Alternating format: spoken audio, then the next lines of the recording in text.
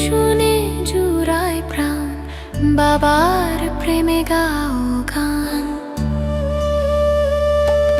জ্ঞান রত্ন নাও তুলে, দুঃখ সব যাও ভুলে, এসো করি মন্থন,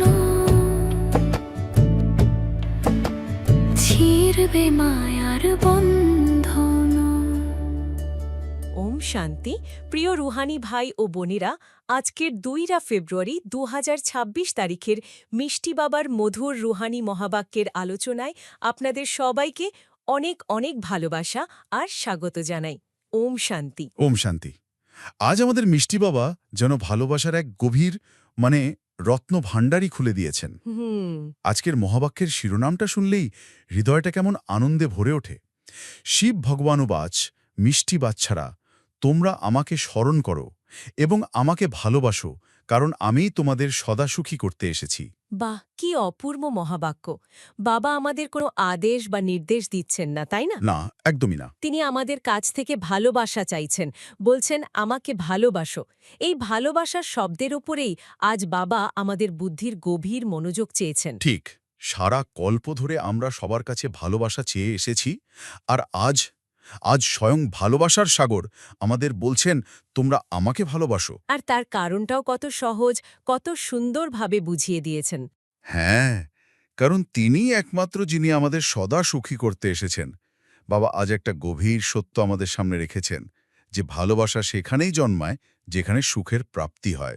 একদম। যে দুঃখ দেয় তাকে তো মন থেকে ভালোবাসা যায় না, তাই না? কখনোই না।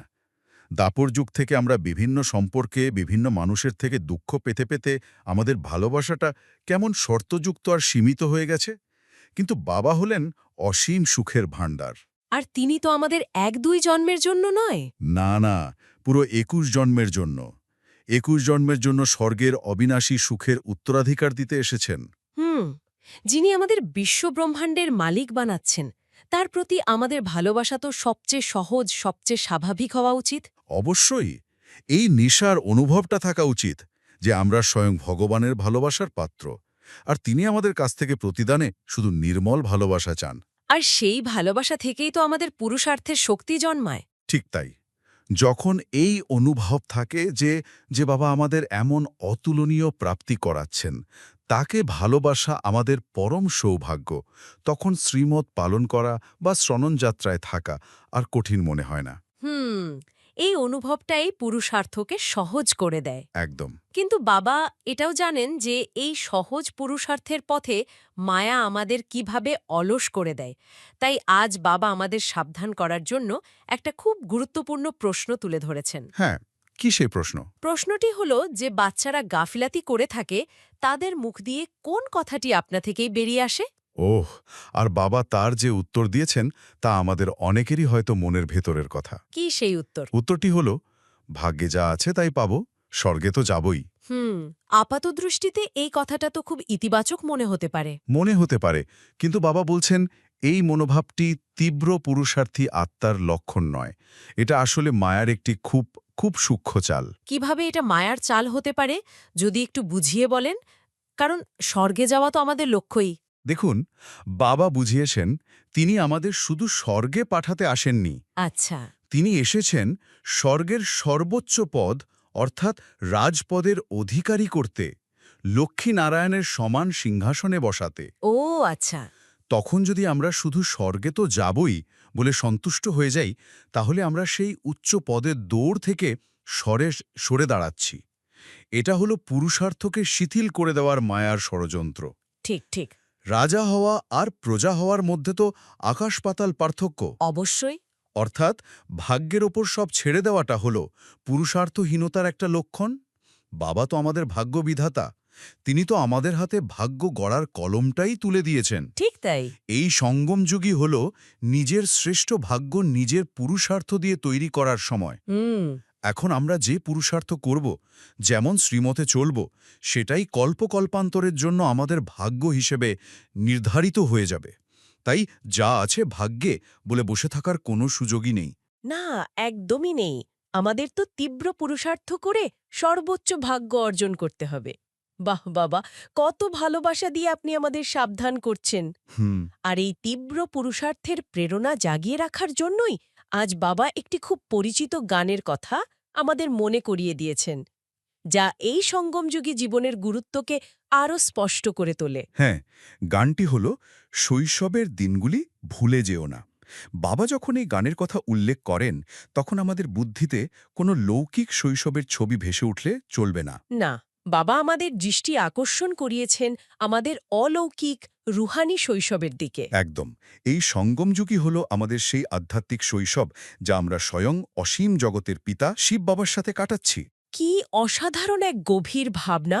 সম্পূর্ণ কল্প ধরে আমরা দেহধারী পিতার সন্তান ছিলাম, মানে আত্মিকভাবে মৃত ছিলাম। মৃতই ছিলাম। কিন্তু এখন এই সঙ্গম যুগে বাবার জ্ঞানে আমরা পুনরায় জীবিত হয়েছি। আমরা বাবার আপন সন্তান, ঈশ্বরীয় সন্তান হয়েছি। ঠিক। বাবার সাথে এই প্রতিদিনের মিলন, এই জ্ঞানচর্চা, এই স্মরণ, এগুলিই আমাদের রুহানি শৈশবের মিষ্টি মুহূর্ত। আর বাবা আমাদের সাবধান করছেন যে এই সঙ্গমযুগী দিনগুলো ভুলে গেলে চলবে না।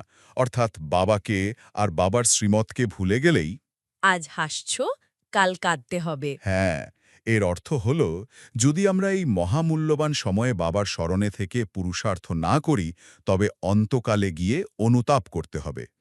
পাশ্চাত্তাপ করতে হবে। যখন দেখব অন্যরা উঁচু পদ পেয়ে গেছে আর আমরা গাফিলতির কারণে পিছিয়ে পড়েছি তখন দুঃখ করা ছাড়া আর কোনো উপায় থাকবে না। সত্যি, এই মিষ্টি সাবধানবাণী আমাদের পুরুষার্থকে আরও গতি দেওয়ার জন্য যথেষ্ট। আর এই পুরুষার্থের তীব্রতার প্রয়োজনীয়তা কেন এত বেশি তা বোঝানোর জন্য আজ বাবা আলোচনার গভীরে গিয়ে একটি চরম সত্যের দিকে আমাদের দৃষ্টি আকর্ষণ করেছেন। কি সেই চরম সত্য? বাবা বলেছেন, বিনাশ সামনে দাঁড়িয়ে। হ্যাঁ, এই কথাটি বাবা আজ খুব স্পষ্ট করে বলেছেন।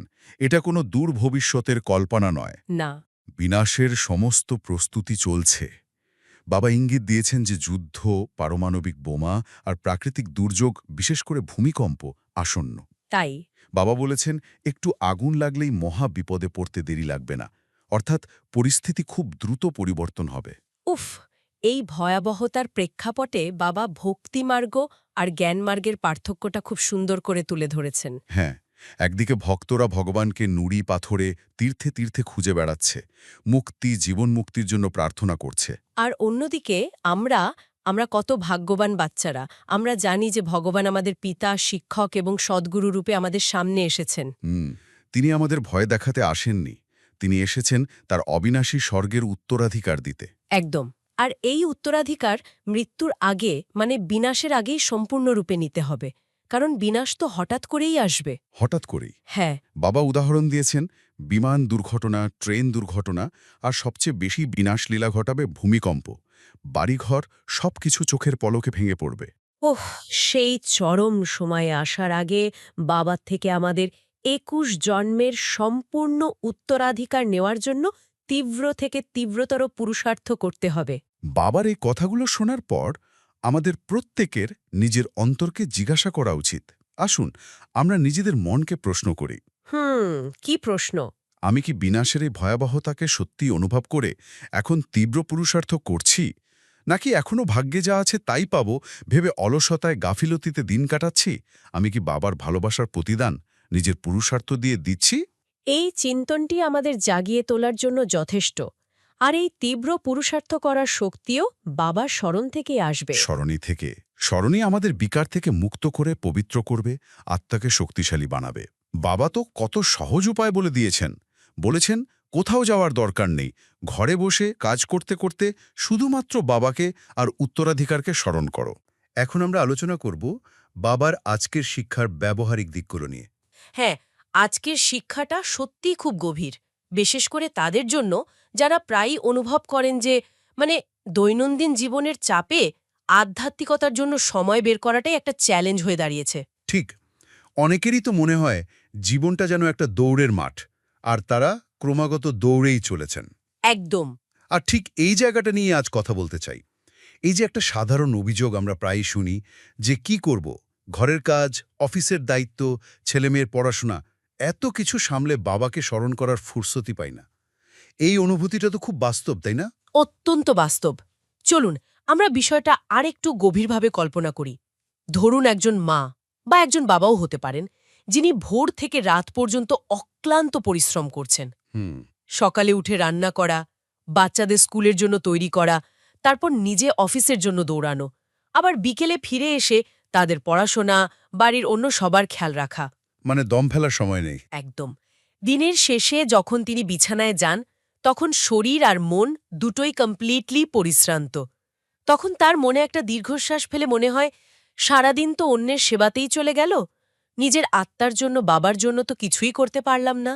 আর এই অপরাধ বোধ বা অসহায়ত্বটাই কিন্তু সবচেয়ে বড় বাধা হয়ে দাঁড়ায়, তাই না? মনে হয় যেন দুটো জীবন আলাদা, একটা লৌকিক যেটা দায়িত্বের চাপে ভরা, আর একটা আধ্যাত্মিক যার জন্য আলাদা করে সময় বের করতে হবে। ঠিক। আর এই সমস্যারই এক অসাধারণ সমাধান আজ বাবা আমাদের দিয়েছেন। বাবা বলছেন, দুটো আলাদা জীবনযাপন করার কোনো প্রয়োজনই নেই। খেলাটা জীবনের নয়, খেলাটা হলো চেতনার। একদম ঠিক বলেছেন। মানে দেখুন, বাবা আমাদের শেখাচ্ছেন যে আমাদের কাজ বদলানোর দরকার নেই, শুধু কাজ করার সময় আমাদের মনের ভেতরের যে স্মৃতি বা অ্যাওয়ারনেস, ওটা বদলাতে হবে। আর এই বদলের চাবিকাঠিটাই লুকিয়ে আছে আজকের বরদানের মধ্যে। কারী স্মৃতিস্বরূপ মোহমুক্ত ভব।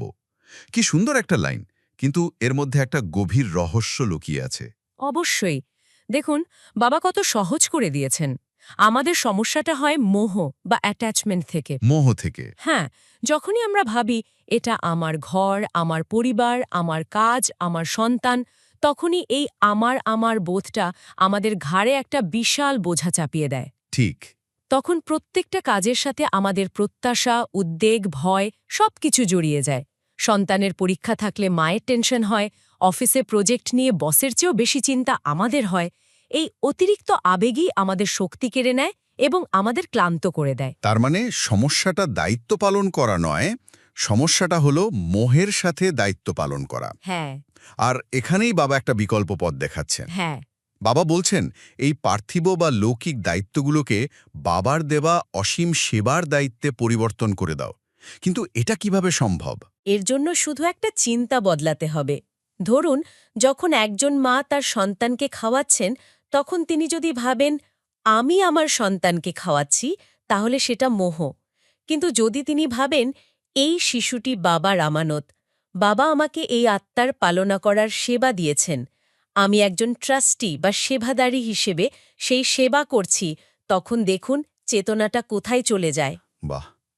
কাজটা একই থাকছে, কিন্তু মানসিক অবস্থাটা সম্পূর্ণ বদলে যাচ্ছে। একদম। এটা তো অনেকটা একটা ব্যাংকের ম্যানেজারের মতো, যিনি প্রতিদিন কোটি কোটি টাকা সামলান, কিন্তু তার কোনো টেনশন নেই, কারণ তিনি জানেন এই টাকা তার নয়, ব্যাংকের। তিনি শুধু একজন দায়িত্বশীল রক্ষক। আমাদেরও কি ঠিক সেই রকম হতে হবে? ঠিক তাই। যখন আমরা নিজেদের ট্রাস্টি মনে করি, তখন আমরা কাজটা আরও ভালোভাবে, আরও নিখুঁতভাবে করতে পারি। কারণ তখন আমাদের ব্যক্তিগত আবেগ বা প্রত্যাশা কাজের ওপর প্রভাব ফেলে না। আমরা শুধু আমাদের সেরাটা দিয়ে সেবাটা সম্পন্ন করি। হুম। আর সবচেয়ে মজার বিষয় হল, বাবা বলেছেন, যখন আমরা অসীমের দায়িত্ব পালন করি, তখন লৌকিক দায়িত্বগুলো নিজে থেকেই নিখুঁতভাবে পূর্ণ হয়ে যায়। কিন্তু কেউ যদি প্রশ্ন করে, এভাবে ট্রাস্টি ভাবলে কি সম্পর্কের মধ্যে একটা দূরত্ব চলে আসবে না? মানে সন্তানের প্রতি মায়ের যে স্বাভাবিক স্নেহ, সেটা কি কমে যাবে? বাহ, খুব গুরুত্বপূর্ণ প্রশ্ন। আসলে এর উত্তরটা ঠিক তার উল্টো। মোহ কিন্তু ভালোবাসা নয়, মোহ হল অধিকার বোধ। আচ্ছা। মোহ আমাদের স্বার্থপর করে তোলে, আমরা অন্যের কাছ থেকে প্রত্যাশা করি। কিন্তু যখন আমরা মোহমুক্ত হয়ে সেবা করি, তখন আমাদের ভালোবাসাটা নিঃস্বার্থ এবং খাঁটি হয়ে যায়। তখন আমরা সেই আত্মাকে তার গুণের ভিত্তিতে দেখি, তাকে নিয়ন্ত্রণ করার চেষ্টা করি না। ফলে সম্পর্কগুলো আরও সুন্দর এবং মজবুত হয়। তার মানে মোহের কারণে কাজ খারাপ হয়, আর নিঃস্বার্থ সেবায় কাজ নিখুঁত হয়। ঠিক। ফোকাসটা আমার থেকে বাবারতে সরালেই সব বদলে যাচ্ছে, লৌকিক থেকে অসীমে।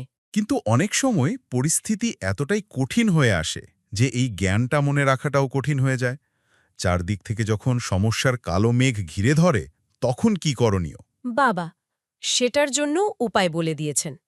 এই চাপরূপী মেঘকে পার করার জন্য বাবা আজ একটা অসাধারণ স্লোগান দিয়েছেন, যা আমাদের জন্য একটা শক্তিশালী হাতিয়ারের মতো কাজ করবে। হ্যাঁ, স্লোগানটা শুনলেই যেন একটা শক্তি চলে আসে। বাবা বলেছেন, এমন তীব্র উড়ান ভরো যে পরিস্থিতিরূপী মেঘ সেকেন্ডে ক্রস হয়ে যায়। এই তীব্র জ্বালানি বা ইন্টেন্স ফিউল হলো বাবার স্মরণ। ব্যাপারটা একটা বিমানের মতো। বিমানের মতো? হ্যাঁ, বিমান যখন রানওয়েতে থাকে তখন চারপাশের ট্রাফিক, কোলাহল সবকিছুই তাকে প্রভাবিত করে।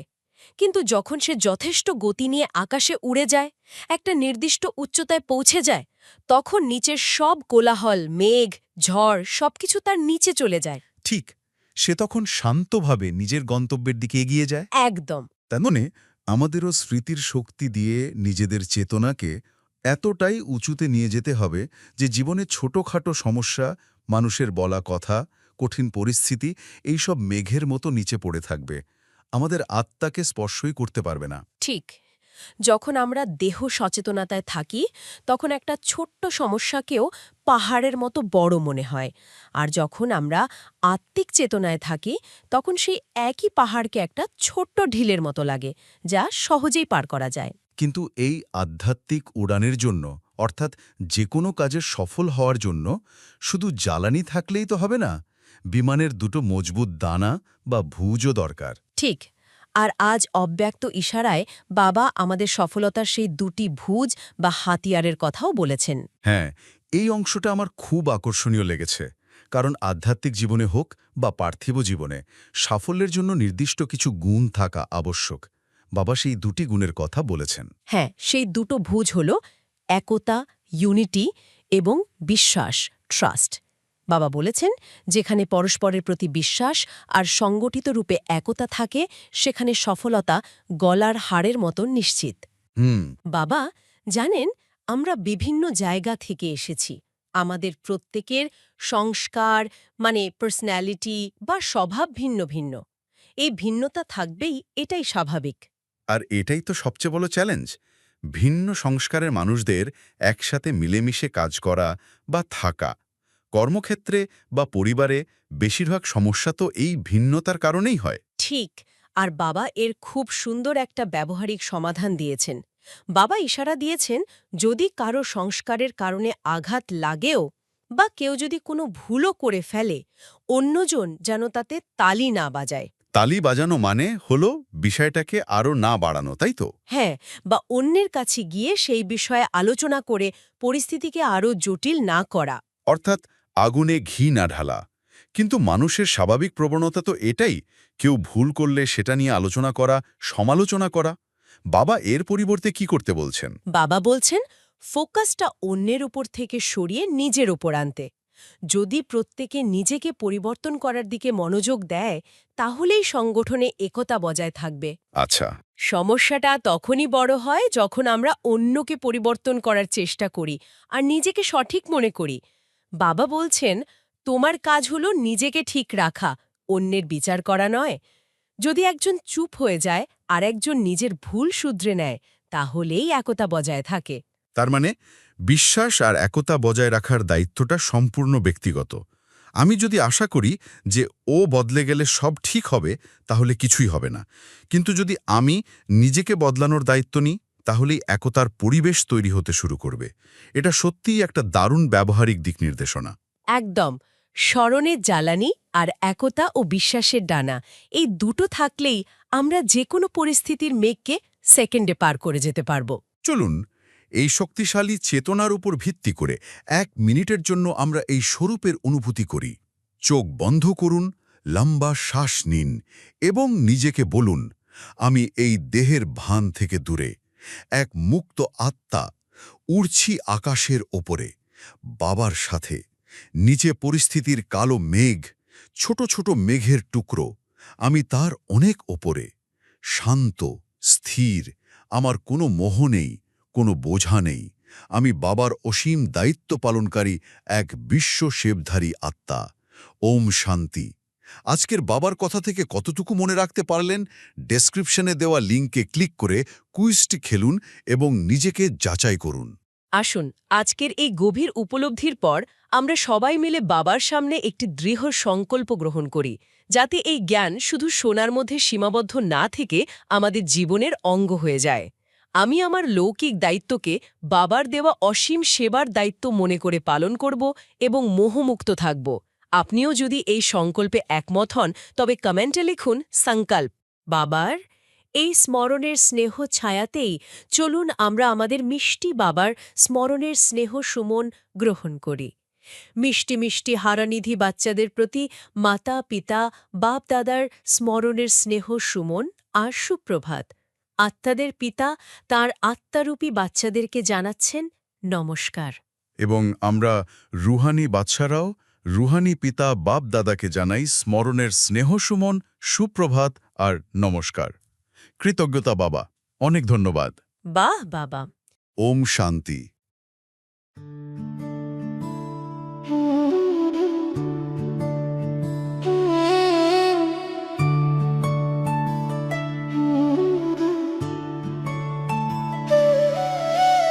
মধুবনে বাজে বাঁশি,